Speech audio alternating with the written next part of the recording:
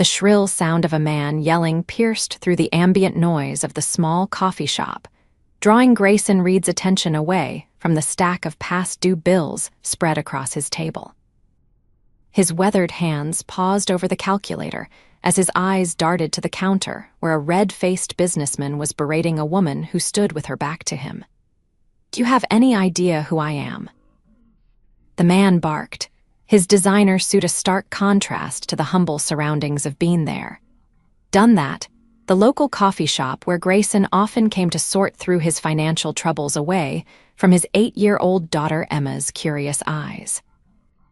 Grayson watched as the woman petite with chestnut hair pulled into a neat bun simply shook her head and turned to leave. The businessman grabbed her arm, causing her coffee to slosh over the rim of her cup. "I'm not finished talking to you," he growled. That was all it took. Grayson was on his feet before he could think twice about it, bills forgotten on the table. At 34, he wasn't the scrappy boxer he'd been in his 20s. But years of construction work had kept him strong despite the toll they'd taken on his joints. "Hey," Grayson called, his voice low but carrying the authority he'd developed as a single father. "The lady's done with this conversation." The businessman, balding with an expensive watch glinting on his wrist, turned to him with a sneer. "Mind your own business, pal. This doesn't concern you." Grayson stepped closer, towering over both of them at 6'2". "She clearly wants to leave. That makes it my concern." He turned to the woman, whose deep brown eyes registered surprise and something else, relief, maybe. "You okay, madam?" "I'm fine," she said, her voice steady despite the coffee dripping from her cup onto her simple but elegant blouse. "Thank you." The businessman released her arm with a scoff. "Whatever, she's not worth my time anyway." He shot one last glare at Grayson. "Nice hero act. Hope it helps with whatever midlife crisis you're having." His eyes flicked to Grayson's worn jeans and faded flannel shirt before he stormed out of the coffee shop. An awkward silence fell as the other patrons pretended they hadn't been watching the scene unfold. The barista, a college kid named Marco who knew Grayson as a regular, offered a thumbs up from behind the counter. "I'm Grayson," he said to the woman, extending his hand. "Grayson Reed." She took it, her grip surprisingly firm. "Victoria Zanetti, most people call me Vic." She glanced at his table, where his bills were scattered for all to see. "I'm sorry if I interrupted something important." Grayson's cheeks warmed as he hurried back to gather his papers.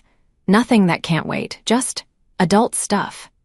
He stuffed the bills into his worn leather satchel. "Did you know that guy?" Victoria shook her head, dabbing at her blouse with a napkin Marco had silently provided. "No, he was upset about the line taking too long and thought I cut in front of him, which I didn't. Then he recognized me and things got complicated." "Recognized you?" Grayson asked, raising an eyebrow. Victoria waved her hand dismissively. "It's not important. What is important is that I owe you a thank you and a coffee, since yours is probably cold by now." She gestured to his abandoned mug on the table. Grayson hesitated. He'd come to the coffee shop to figure out how he was going to make rent this month after unexpected car repairs had drained his savings.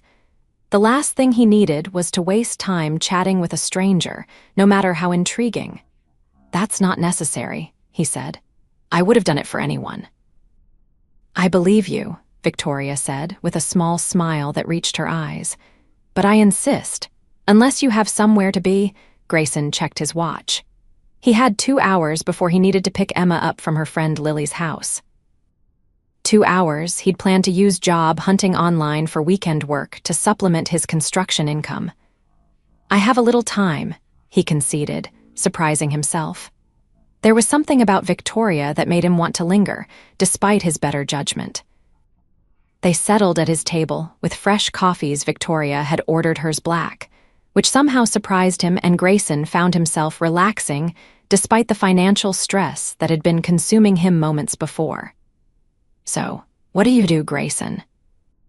Victoria asked, her hands wrapped around her mug as if seeking its warmth despite the mild autumn day. "Construction, mostly," he replied. "I work for Dennison Builders." Have been for about 5 years now. He didn't mention that he was perpetually one paycheck away from disaster since his wife had died from cancer 3 years ago, leaving him to raise Emma alone. Do you enjoy it? The question caught him off guard. Most people didn't ask about enjoyment when it came to blue-collar work. Parts of it, he admitted. I like seeing something tangible at the end of the day, knowing I helped build something that will last. He shrugged. But it's hard on the body, and the hours can be tough with Emma. That's my daughter, she's 8. Victoria's expression softened at the mention of his daughter. Single dad, Grayson nodded, running a hand through his dark hair, which was overdue for a cut. Her mom passed away 3 years ago. Cancer. He'd said it enough times that the words didn't stick in his throat anymore, but they still carried weight. I'm sorry, Victoria said, and unlike when most people said it, she didn't immediately look away in discomfort. That must be incredibly difficult. We manage, Grayson said, then wondered why he was sharing so much with a stranger. What about you? What do you do when you're not being harassed by jerks in coffee shops? Victoria's laugh was unexpectedly melodic. I work in business, she said vaguely. Management. It's mostly boring paperwork and meetings. Is that why you're hiding out in a neighborhood coffee shop instead of some fancy downtown place? Her eyebrows rose slightly. Hiding out. Sorry, Grayson backpedaled. I just meant, you don't seem like you're from around here. He gestured to her clothing, which even with the coffee stain was clearly expensive. I'm not usually, Victoria admitted, but I'm considering investing in this area, and I like to get a feel for neighborhoods before I make decisions. She stirred her coffee thoughtfully. What do you think of this place? The neighborhood, I mean. Grayson considered the question. His modest rental house was a few blocks away, in a neighborhood that had seen better days, but was still safe enough that he let Emma ride her bike to the corner store sometimes. It's good, he said finally. People look out for each other here. It's not fancy, but it's home. He thought about the community garden where he volunteered on Sundays with Emma, and the library where Miss Patel always saved new adventure books for his daughter. Victoria nodded, looking genuinely interested. That's what I've heard. Community matters. She glanced at her watch, a slim, elegant timepiece that probably cost more than Grayson's monthly rent. I should get going. I have a meeting in half an hour. As she stood, Grayson felt an unexpected pang of disappointment. Their conversation had been a pleasant diversion from his worries, and there was something about Victoria's direct gaze and thoughtful questions that intrigued him. It was nice meeting you, Grayson, she said, extending her hand again. Thank you again for stepping in. He shook her hand, noticing again how strong her grip was for someone so petite. Anytime. Maybe I'll see you around if you decide to invest in our neighborhood. Victoria smiled, a genuine smile that transformed her serious face. Maybe you will. As she walked away, Grayson found himself watching her go, struck by the confidence in her stride despite her small stature. Then he shook his head, returning to reality. He had bills to pay and a daughter to feed. Daydreaming about a woman like Victoria Zanetti, clearly successful, obviously out of his league, was a luxury he couldn't afford. He pulled his laptop from his satchel and opened his email, pushing thoughts of Victoria aside. 2 hours later, as he walked to pick up Emma, he'd almost convinced himself he'd never see her again. He couldn't have been more wrong. 3 days later, Grayson was helping Emma with her science project, a model of the solar system made from painted styrofoam balls, when his phone rang. The number was unfamiliar, and he almost let it go to voicemail, but the thought that it might be a potential side job made him answer. Grayson Raid, he said, pinning the phone between his ear and shoulder as he helped Emma position Jupiter on its wire. Mr. Reed, this is Terrence Walsh from Zanetti Developments. I understand you work in construction. Grayson's hand stilled. Zanetti? It couldn't be a coincidence. Yes, that's right. We're looking for someone with your expertise for a special project. It would involve overseeing a community center renovation in your neighborhood. Miss Zanetti specifically requested you. Grayson's mind raced. Miss Zanetti, Victoria Zanetti, our CEO, she mentioned meeting you recently and being impressed by your character. Grayson nearly dropped the phone. CEO, the woman he'd defended was the head of a development company. Yes, we met briefly. Excellent. The position would be full-time for at least 6 months, with benefits and a significant salary increase from your current position, according to our research. Grayson's heart pounded. A stable job with benefits would be life-changing for him and Emma, but something felt off about the offer. Why me? I'm not a foreman, I'm just a regular construction worker. There was a pause on the other end of the line. Miss Zanetti was quite insistent. She said you know the neighborhood and would ensure the project maintained its character. Would you be interested in coming in for a formal interview tomorrow? Dad, you're squishing Mars, Emma interrupted, pointing to the red planet that was indeed being crushed in his tightening grip. Sorry, Pumpkin, he whispered, then returned to the call. Yes, I'd be interested. What time? After arranging the details and hanging up, Grayson sat back on his heels, staring at the half-completed solar system. What's wrong, Dad? Emma asked, her blue eyes so like her mother's, searching his face with the perceptiveness that sometimes unnerved him. Nothing's wrong, he assured her, ruffling her blonde curls. Just a potential new job, a better one. Will you still have time to help me with homework and stuff? Her lower lip jutted out slightly. Grayson pulled her into a hug, his heart squeezing with love for this little person who was his whole world. Always, Pumpkin. You're my #1 priority, no matter what. As Emma returned to carefully painting Neptune, Grayson's mind drifted back to Victoria. CEO of Zanetti Developments. It explained the expensive clothes and the way the businessman had recognized her. But why would she recommend him for a job after one brief meeting? Was it gratitude for his intervention or something else? The next day, after dropping Emma at school, Grayson arrived at the Zanetti Developments offices in downtown Pine Ridge. The gleaming glass building was intimidating, and he felt underdressed in his best jeans and button-down shirt, the closest thing he had to business attire.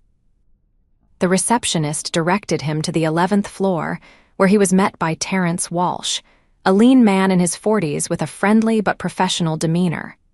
Mr. Reed, thank you for coming in, Walsh said, shaking his hand. Miss Zanetti is looking forward to speaking with you personally, but first, I'd like to go over the details of the position. The job was even better than Grayson had imagined.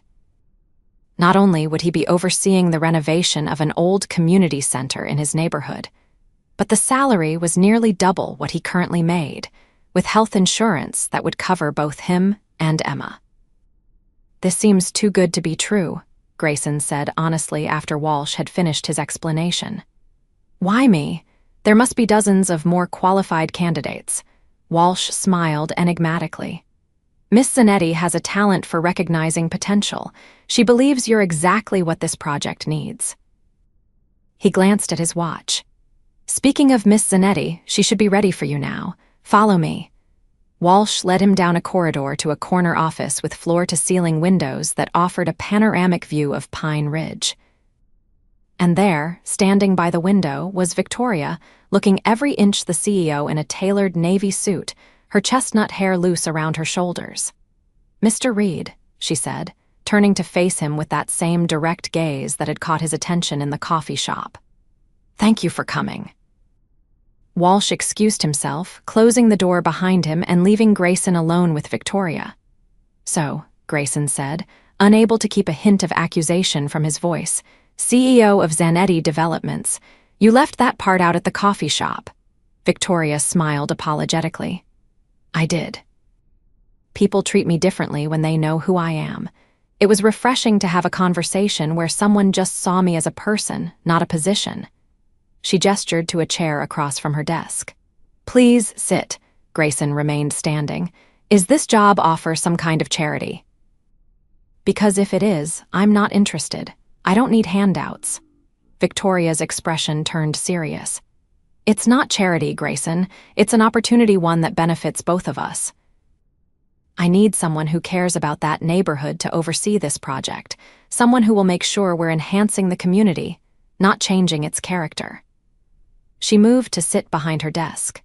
The fact that you stood up for a stranger when it wasn't convenient tells me what kind of person you are. The kind I want representing my company in that neighborhood. Grayson hesitated, then finally sat. I don't have the experience you'd typically look for in a position like this.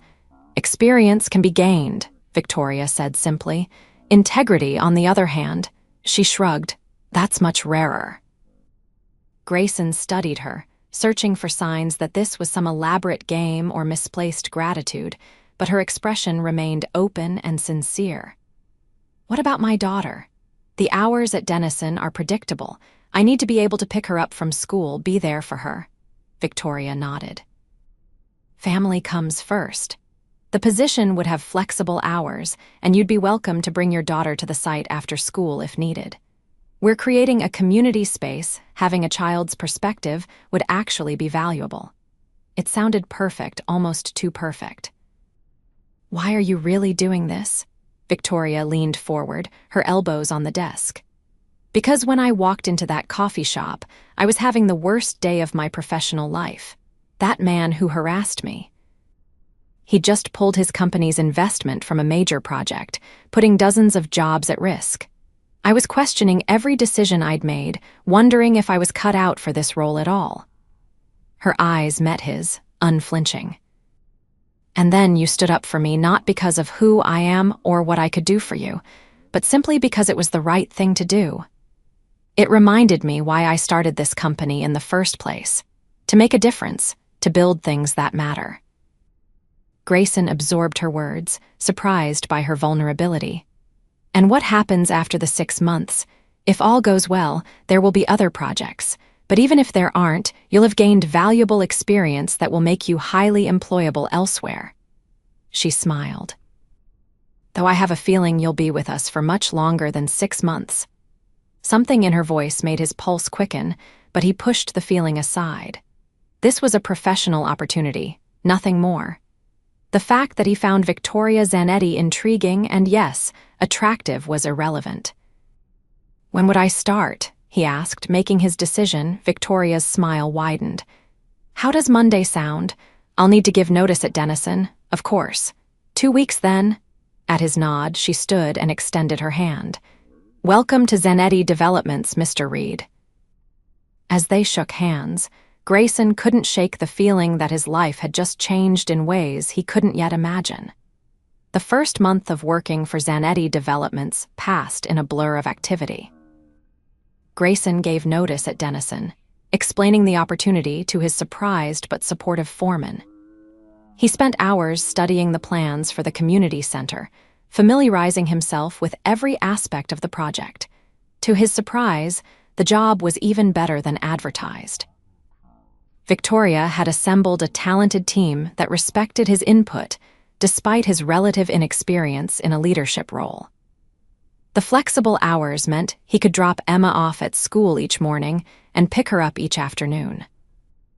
On days when she didn't have activities, she would join him at the site, charming the crew with her curious questions and earnest suggestions about what kids would want in a community center.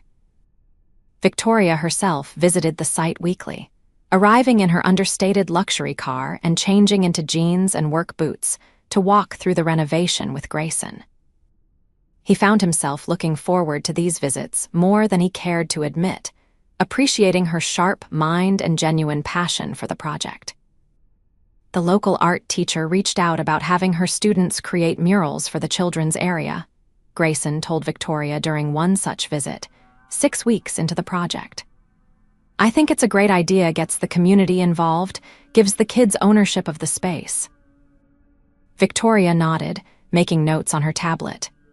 I love it. Set it up, and see if the high school woodworking class would be interested in building some of the furniture for the reading nook. They were standing in what would eventually be the main activity room, surrounded by exposed beams and half-finished walls.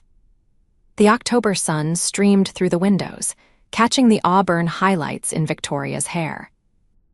You're good at this, she said, glancing up from her tablet to find him watching her. Building community, not just buildings. Grayson shrugged, embarrassed at being caught staring. It's easy when it's your own neighborhood. These are my people. Victoria's expression turned thoughtful. That's what most developers miss. They see properties, not people. She hesitated, then added, "Would you be free for dinner this Friday? There's a potential donor I'd like you to meet. Your perspective on the neighborhood would be valuable." "I'd have to find someone to watch Emma," Grayson said, mentally running through his options. His neighbor, Mrs. Patel, often watched Emma in emergencies, but he hated to impose. "Bring her," Victoria suggested.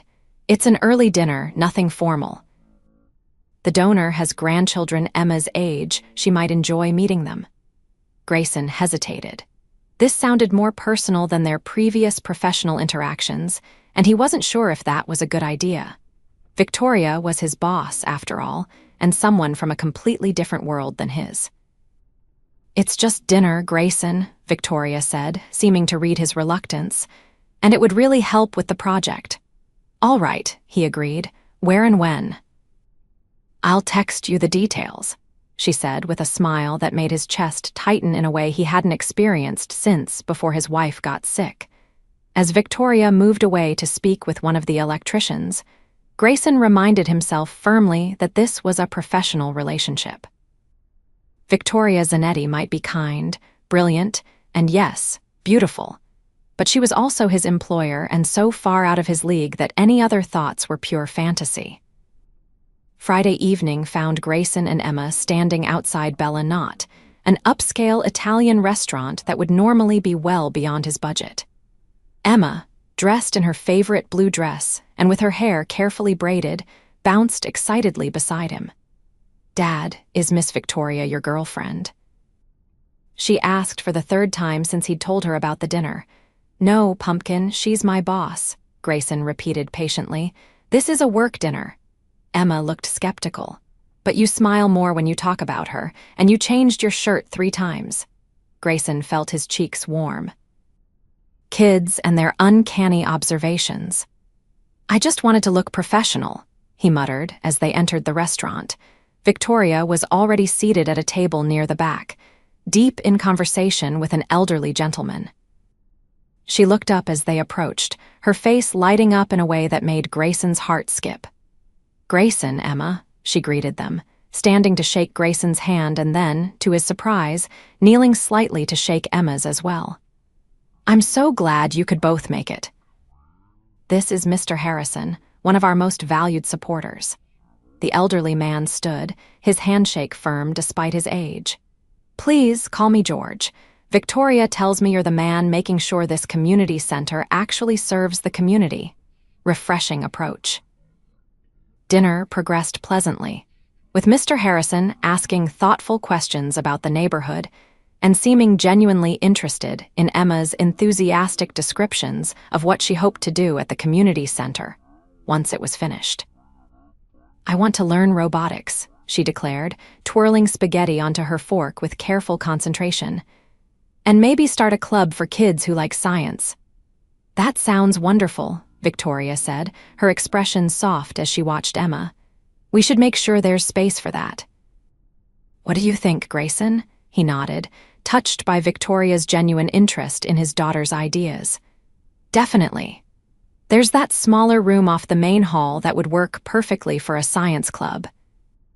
As the evening progressed, Grayson found himself relaxing, enjoying the conversation that flowed easily among the 4 of them. Mr. Harrison shared stories of his own children and grandchildren, while Victoria revealed more about her background than she had in all their previous conversations combined. "My father started the company," she explained as they enjoyed dessert tiramisu for the adults and gelato for Emma. "But he focused solely on luxury developments. When I took over 5 years ago, I wanted to diversify to create projects that served communities of all income levels." "A noble goal," Mr. Harrison said approvingly, "and one I'm happy to support."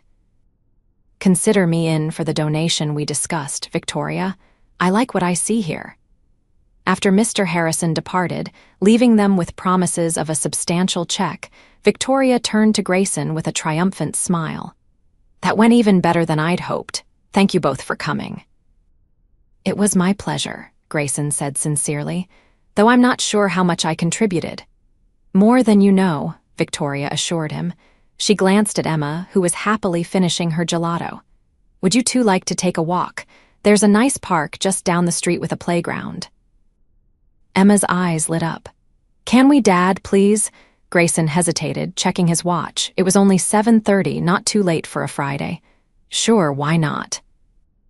The October evening was cool but pleasant as they strolled to the park, Emma skipping ahead of them. Her earlier shyness around Victoria completely vanished. She's amazing, Victoria said, watching Emma climb onto a swing. So bright and curious. She takes after her mom that way, Grayson said, a familiar ache in his chest whenever he thought of Sarah. She was a science teacher. Victoria was quiet for a moment as they sat on a bench facing the playground. Do you mind if I ask what happened to your wife? Grayson watched Emma pump her legs, gaining height on the swing. Breast cancer. It was already stage 4 when they found it. She fought hard for a year, but... He shrugged, the gesture containing all the helplessness he'd felt watching Sarah slip away. I'm so sorry, Victoria said softly, and he could hear the genuine empathy in her voice. How old was Emma? 5, old enough to understand something bad was happening, but too young to really grasp it. He smiled sadly. She still asks about her mom sometimes, wants to know if she would be proud of her science projects. And you tell her yes, Victoria guessed. Every time. Grayson turned to look at her. What about you? No husband or kids in the picture? Victoria shook her head, her gaze still on Emma. No. My work has always been my focus. My father died young, and I took over the company at 27. There wasn't much time for a personal life. She paused. And to be honest, most of the men I meet are either intimidated by my position or only interested in what I can do for them. Their loss, Grayson said before he could stop himself. Victoria turned to him, surprise evident in her expression, followed by something warmer. That's kind of you to say. An awkward silence fell between them, filled with things neither of them seemed ready to voice. Dad, watch me. Emma called, pumping her legs furiously on the swing. I see you, Pumpkin, he called back, grateful for the interruption. Victoria checked her watch. I should probably get going. I have an early meeting tomorrow. On a Saturday? Grayson asked, surprised. She smiled ruefully. The price of being the boss. No real days off. She stood, brushing invisible lint from her slacks. Thank you again for tonight. Mr. Harrison's donation will make a huge difference to the project. I'm glad we could help, Grayson said, standing as well. Emma had a great time. As if hearing her name, Emma jumped off the swing and ran over to them. Are we leaving? Miss Victoria has to go, Grayson explained. She has work tomorrow. Emma's face fell. Oh, can we do this again sometime? I liked having dinner with you. Victoria's expression softened as she looked at Emma. I would love that, if it's okay with your dad. Both females turned expectant gazes on Grayson, who found himself unable to resist their combined power. Sure, we can do it again sometime. Victoria's smile was radiant. Perfect. I'll see you both soon. She hesitated, then leaned in to give Emma a quick hug before turning to Grayson. For a moment, he thought she might hug him too, but she simply extended her hand. Good night, Grayson. Good night, Victoria, he replied, taking her hand and feeling that same spark of connection that had been growing stronger with each of their interactions. As they watched her walk away, Emma slipped her hand into his. I really like her, Dad. Grayson squeezed his daughter's hand, his eyes still on Victoria's retreating figure. Me too, Pumpkin. Me too. Over the next 2 months, the lines between professional and personal began to blur.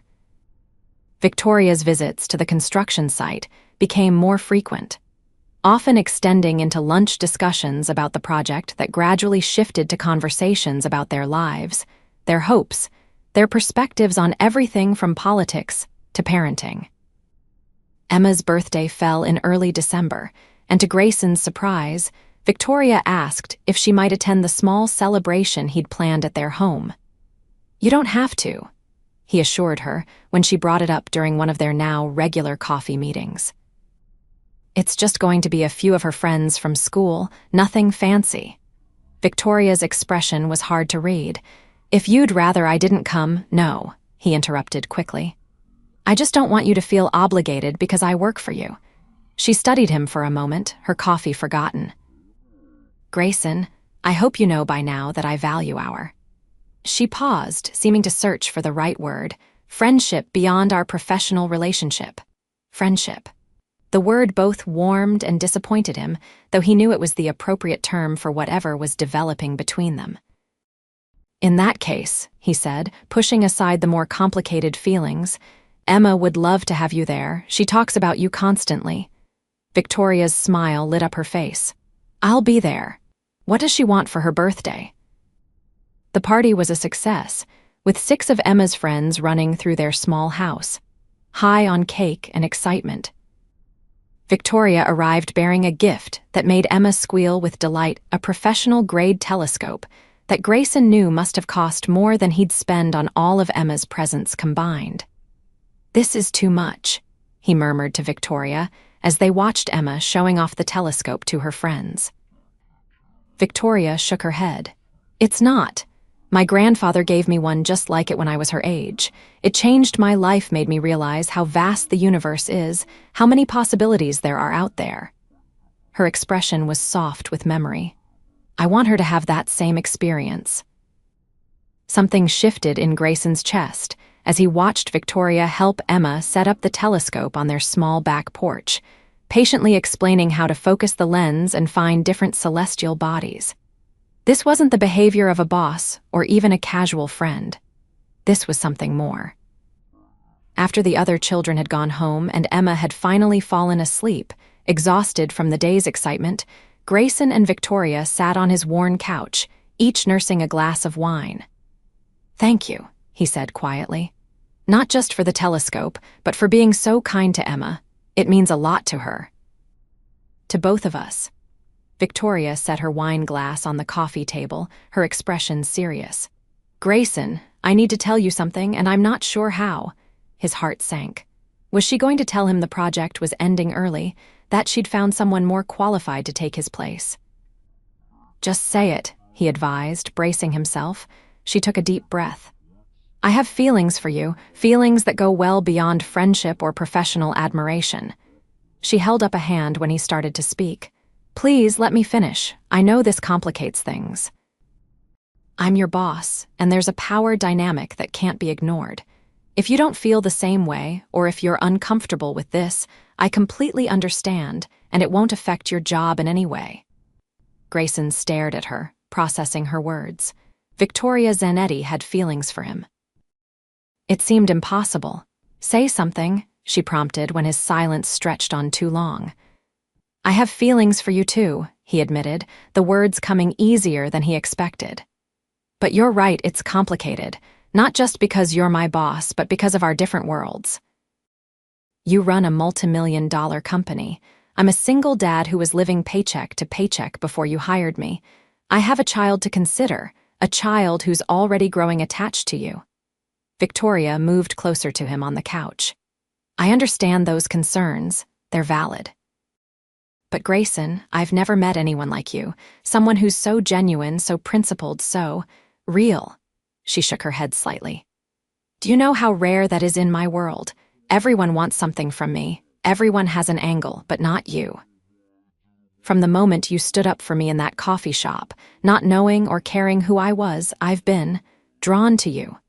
Grayson's heart hammered in his chest as she placed her hand on his. What are you saying exactly? I'm saying I want to see where this could go, if you're willing.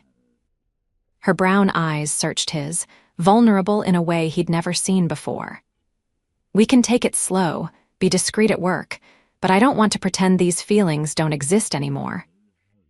Grayson thought about all the reasons this was a bad idea, the professional complications, the lifestyle differences, the potential for Emma to get hurt if things didn't work out. But he also thought about the way Victoria looked at his daughter with such genuine affection, the way she respected his opinions even when they differed from hers. the way he felt more alive in her presence than he had in years. "I want that too," he said finally, turning his hand to intertwine his fingers with hers. "But Emma has to come first, always." "I wouldn't have it any other way," Victoria assured him, her smile radiant with relief. As if drawn by an invisible force, they leaned toward each other until their lips met in a kiss that was tentative at first, then deepened with shared longing.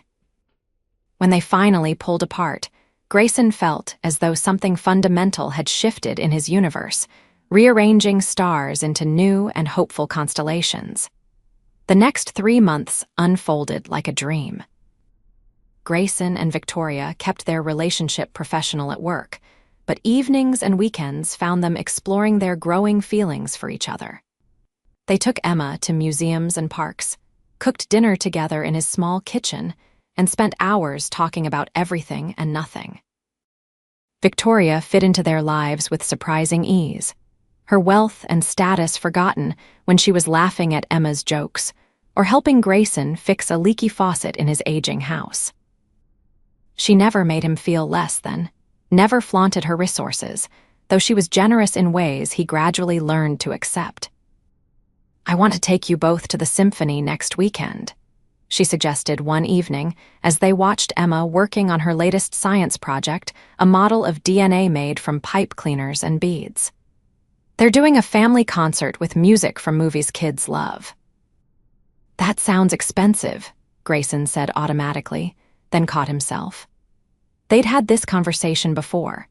Victoria's gentle insistence that she could share her resources without it being charity was gradually wearing down his pride. She raised an eyebrow, a smile playing at her lips. "Is that a no?" he sighed, returning her smile. "It's a yes. Emma will love it." As winter melted into spring, the community center project neared completion. The transformation was remarkable. What had once been a dilapidated building was now a vibrant space with classrooms, activity areas, a kitchen for cooking classes, and the science room that had been designed with Emma's input. "We're ahead of schedule and under budget," Grayson reported during a project meeting in late April. "We should be ready for the grand opening in 3 weeks." Victoria nodded approvingly. "Excellent work, everyone. Grayson, could I speak with you privately after the meeting?" The rest of the team filed out, leaving them alone in the conference room. As soon as the door closed, Victoria's professional demeanor softened. "Have you thought about what's next?" she asked. After the community center is finished, Grayson had been thinking about little else. Their arrangement had always been for 6 months, and while Victoria had hinted there would be other projects, they hadn't discussed specifics. "I assumed you'd let me know if there was another position available," he said carefully. Victoria took a deep breath. "Actually, I've been considering creating a new role. Director of Community Development. You'd oversee all of our projects that focus on neighborhood improvement, affordable housing, that sort of thing." Grayson's eyebrows rose. "That sounds like a major position." "It would be. With a salary to match." She held his gaze steadily. "Before you say anything, this isn't about our relationship. The board has reviewed your work on the community center and they're impressed. This offer would stand regardless of what's happening between us personally." Grayson believed her Victoria had always been scrupulously ethical about separating their professional and personal lives. Still, it was a lot to process. "I'd need to think about it," he said finally. "Talk to Emma. It would mean more responsibility, probably longer hours sometimes." Victoria nodded. "Of course, take all the time you need." She hesitated, then added, "There's something else I wanted to discuss with you, something personal." Her serious tone made his chest tighten. "What is it?" "My lease is up next month," she said, fiddling with her pen in an uncharacteristically nervous gesture. "And I've been thinking, what if I looked for a place in this neighborhood, somewhere close to you and Emma?" Grayson stared at her, processing the implication. "You want to move here?" "To this neighborhood?" The average home price here was probably a tenth of what her current downtown condo was worth. She nodded, watching his reaction carefully. "I love it here. I love the community feel, the way neighbors know each other. And most importantly, her voice softened, I love spending time with you and Emma. I want more of that in my life. Grayson felt something expand in his chest, hope, possibility, future. You're serious about this, about us? Completely serious, Victoria confirmed, reaching across the table to take his hand. I know it's only been a few months, but Grayson, I'm falling in love with you. With both of you, actually. I've never felt this way before. The words he'd been holding back for weeks finally escaped. I love you too, and Emma adores you. Victoria's smile was luminous. So, what do you think? About me moving closer? Grayson thought about all that had happened since that day in the coffee shop, how his life had transformed in ways he never could have imagined. Not just financially, but emotionally. Victoria had brought joy and possibility back into his world when he'd thought those things were permanently dimmed by Sarah's death. I think, he said slowly, that instead of getting a new place, you might consider moving into ours. The words surprised him even as he said them, but they felt right. Victoria's eyes widened. Are you asking me to move in with you? I am, he confirmed, surprising himself with his certainty. If it's not too soon, if you think you could be happy in our little house. I'd be happy anywhere with you too, she said, her voice thick with emotion. But what about Emma? Have you talked to her about this? Grayson smiled, remembering a conversation from just days ago. She actually suggested it. Asked why you didn't just live with us since you're there most of the time anyway. Victoria laughed, tears glistening in her eyes. Smart kid. The smartest, he agreed, squeezing her hand. So what do you say? Want to join our little family? Fair warning, the plumbing is ancient and the kitchen is tiny. Yes, Victoria said without hesitation, to all of it, the job, the move, everything. She stood and came around the table, pulling him to his feet and into her arms. I never expected this, you know. When that man was harassing me in the coffee shop, I never imagined that the kind stranger who stepped in would change my life. Grayson held her close, marveling at the unlikely journey that had brought them to this moment. I just did what anyone would do. Victoria leaned back to look at him, her expression tender. That's where you're wrong. What you did standing up for someone without thought of reward or recognition, it's rare. It's special. She touched his face gently. You're special, Grayson Reed. And I'm the luckiest woman alive that you picked that particular coffee shop on that particular day. As he bent to kiss her, Grayson silently thanked whatever twist of fate had led him there to that moment, to this woman, to the second chance at love and family that he'd never expected to find. 6 months later, on a perfect autumn day, the three of them stood together on the back deck of their new home, a comfortable 4-bedroom house in the same neighborhood, close enough that Emma could still walk to school and her friends' homes. The yard was spacious enough for the puppy they'd adopted, a rescue named Rocket, who was currently chasing leaves around the lawn. I still can't believe we live here, Grayson said, his arm around Victoria's waist as they watched Emma and Rocket play. Victoria leaned into him, her head on his shoulder. Believe it, though I maintain we could have stayed in your house. I loved it there. This is better for all of us, he insisted, though he sometimes missed the cozy intimacy of his old place. Room for Emma to grow, space for your home office, and a guest room for when your mom visits. Victoria smiled up at him. True, and room for more someday, if that's something you might want. His heart skipped at the implication. More, as in... Another child, maybe, she said softly. I never thought I wanted kids until I met Emma. Now I can't imagine my life without her, without both of you. Grayson turned to face her fully, taking both her hands in his. Victoria Zanetti, are you saying you want to have a baby with me? She laughed, her cheeks flushing slightly. Eventually, yes. After we're married, preferably. Married? His heart was racing now. They discussed marriage in abstract terms, but never with any specificity. Victoria's expression turned uncertain. Is that not something you want? In answer, Grayson released her hands and reached into his pocket, pulling out the small velvet box he'd been carrying for weeks, waiting for the perfect moment. It seemed that moment was now. I was planning to do this next weekend at the community center's 6-month celebration, he said, opening the box to reveal a simple but elegant diamond ring. But since you brought it up. Victoria's hand flew to her mouth, her eyes widening. Grayson dropped to one knee, looking up at the woman who had transformed his life in ways he never could have imagined. Victoria Zanetti, I love you more than I ever thought possible. You've brought joy and hope back into my life and Emma's. Would you do us the honor of becoming part of our family officially? Will you marry me? Yes, she whispered, tears streaming down her cheeks. Yes, 1,000 times yes. As he slid the ring onto her finger and stood to kiss her, they heard Emma's delighted squeal. She'd seen the proposal and was racing toward them, Rocket barking excitedly at her heels. Did she say yes? Emma demanded, skidding to a stop beside them. Are you going to be my mom now? She asked Victoria, her eyes shining with hope. Victoria knelt down to Emma's level, her voice gentle but firm. I will never try to replace your mom, Emma. She will always be your mother, and you'll always carry her in your heart. But if you'll have me, I would be honored to be your bonus mom. Emma launched herself into Victoria's arms. That's even better. A bonus mom.